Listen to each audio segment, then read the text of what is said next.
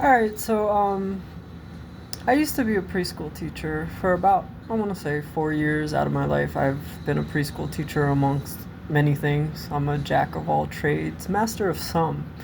Um, I like to learn different things and do different jobs, and honestly, I like variety.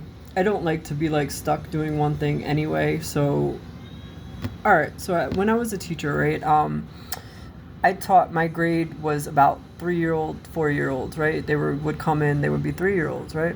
And worked with a lot of children with autism, and autism is on the spectrum, right? And quite honestly, I do think my social awkwardness may be from a bit of me being on the spectrum somewhat. I've never gotten a formal diagnosis of that because back in the day when I was born in the 80s, so that wasn't like prevalent back then. It was just becoming known, like, and that's why autism is a spectrum because you have people that are highly functioning and just socially awkward, and that would be like Asperger's, I guess. Now it's a little different. It used to be like classic. It used to be like there was all different types of it, and but it is a spectrum. And quite honestly, I don't think it's a disability, to be honest with you. Like, don't get me wrong. Like, yeah, it's a difference. There's differences. And it can be rough for certain kids because there's different impairments they have. Like, they can't be around loud noises. There's special treatment that they need. There is absolutely special treatment. And there are differences.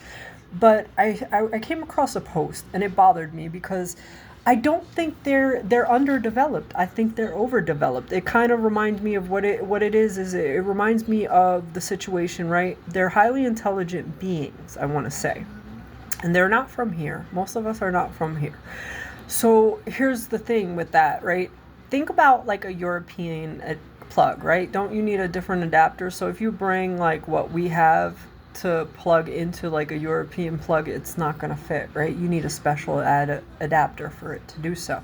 There is so much information because if you look at some of them, look at how special they are.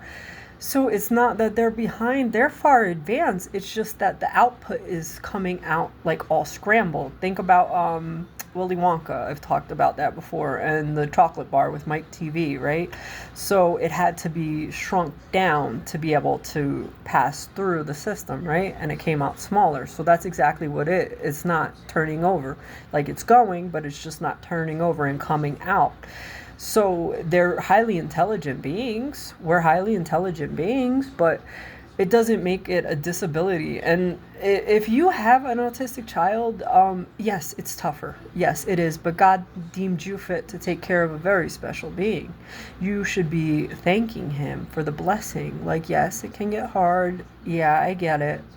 I absolutely get it. And this goes, but I don't know how to explain this, right? I had this girl that I worked with, and she would like do everything for her son, and he was autistic, and me and him ended up bonding because for some reason children with autism, and I assume because my social awkwardness, I probably do have a little bit of it, so I am on the spectrum a little bit. I want to say it makes sense, right, for how weird I've always been. If people know me and like how I react to certain things, it does kind of make sense to me. So, or neurodivergent, whatever it is now, as we go on, we find new words, new things, and everything's got subdivisions. Things are not. But, so I do connect a lot, especially when I find certain children with autism, right? Or people. We connect. So I had this one kid, right? I was telling him about the one girl that I worked with, and she would do everything for this kid like that. He couldn't do it for himself. And a lot of times we take people that are like that, right? And we think that they're less than, and you view them as they're less than. But here's the thing, they do want to be like everybody else in a certain aspect, but you have to respect their differences. Yes, it's the same thing. That's the same thing going with cultures and different like cultural appropriation. Respect it, understand it, you can define it, but that doesn't make them less than. And the fact that you're saying that they are special like that, like if you're putting them aside like that, or like putting emphasis on their differences like that, and like they don't all want that. They don't want your pity. They don't want to be victims. So that's the thing, like, that's what, like, kind of ticked me off. And then people were arguing because I said, I don't think it's an issue like that. Like, I think you should be thankful. I understand, go to groups, go to group meetings, but be thankful that you were given that opportunity to have such a special child, such a great child. And don't say they're not fantastic. How dare you? But the girl that I worked with, she was a sweetheart, right? And she wanted the best for her kid. And she was constantly like doing things for him, cutting his steak, this, that. I'm like, you gotta give them the ability to do it for themselves, because you're not always gonna be there for him. And the fact of the matter is he can do it. He can do it. You just have to find a different way to have him learn. And I know this because there was a child, right, when I first started teaching. I had a rough time, and the head of curriculum over there should never be around children, should not be allowed to teach anybody. She was a horrific person, and a lot of times people aren't in the jobs that they should have, right? It's usually, she lorded over me that she had a master's degree. I had no formal training, and she made me cry my first day, and she did that on purpose. She would do things on that, like that, on purpose, until I would come up and I talked shit to her the one day. I was like, what the fuck is your problem? And she was like, I just wanted to see if you had the balls to come talk to me. I fucking do. I just pick and choose my battle. Now I'm getting annoyed because everything you're telling me to do when I'm doing it, you're asking me why I'm doing it. You're playing games, playing in my face. So then she left me alone and went after other people, but the same way. Good person, right? But anyway, so she saw how me and him were bonding, and I went up to her and I said, I want him. The other teachers would just allow him, they called him baby dumpling. The other teachers would allow him to do what he wanted. This kid was extremely bright. I saw the talent within him. I saw what he was capable of.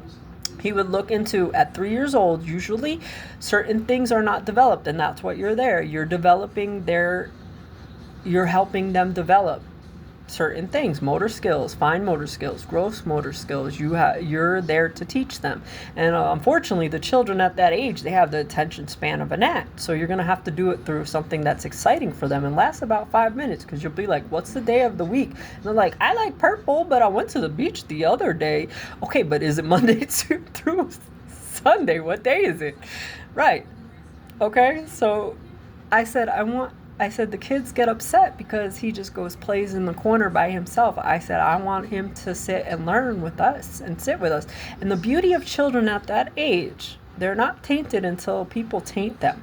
The beauty of that was that they looked at him like he was one of them. Okay, now this kid is going to be ostracized for a good amount of his life in certain things. He's not going to be like everybody else. Let him have that. She said to me, I said, how can I get him to learn? I want him to learn. And I want to find a way to connect with him. And she said, I'm surprised you're so good with him. He doesn't listen to anybody. I said, we connected. So I'm holding his hand and everything. And so she looks at me and she goes, can you find a way to see if you could explain to the kids he's different? I said, the fuck out of my face. I said, get out of my face. I said, you have no business being here. I said, he's going to be like that all his life. Let him have it now. The beauty of it is they're accepting him like he's one of them. They don't see the differences, and I'm not going to point it out to them. So I figured out a way to do it, and he was able to do so. So it was hard, it was rough, and I had to stay at it, and I had to come get him like every time, like, Aiden, no, we're going to go sit down. You're going to sit with us. And he would throw tantrums, but then eventually he started getting it.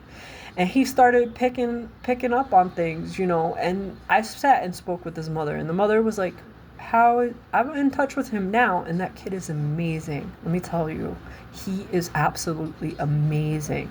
I had another kid. He was an ugly crier, emotionally like crazy. Like, you'd be like, let's go out here. He'd be like, eh. You're like, please stop. Please stop. Please stop. Like, any transition was hard for him. But this could tell me everything in the solar system and the distance from the sun. So don't sit there and tell me that those kids aren't fantastic, that they aren't great, and that they aren't special in that way. Don't you dare. Don't ever tell me that. And don't complain about having to take care of them. It's a gift. It's a gift. You were given a gift. You were given a gift, and God chose you to help those children develop and grow.